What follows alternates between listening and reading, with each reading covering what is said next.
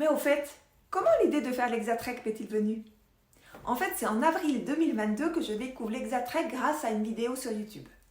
Ma première réaction, c'est « Waouh, c'est magnifique, c'est top !»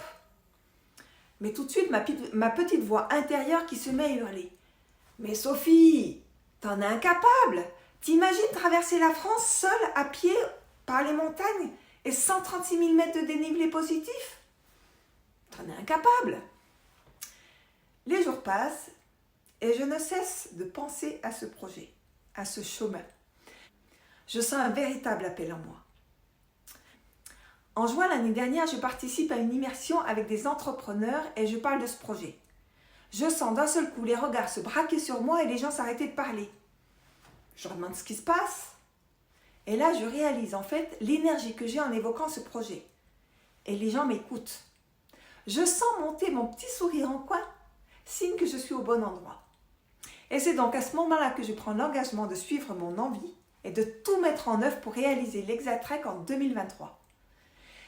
C'est aussi à ce moment-là que je connecte au fait que le plus important ne sera pas tant d'arriver à Hendaye, à destination, mais bel et bien tout le processus que je vais parcourir avant mon départ et sur le chemin.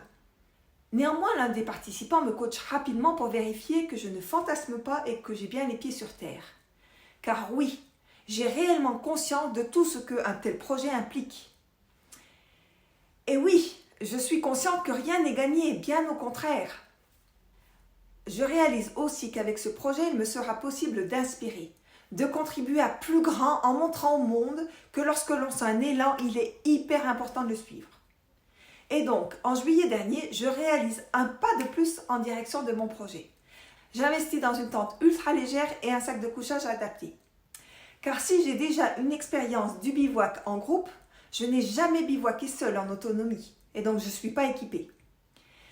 Et donc il était hyper important que j'expérimente dès l'été dernier. Oui, j'ai conscience que je ne suis pas la femme au profil idéal pour se lancer dans un tel challenge.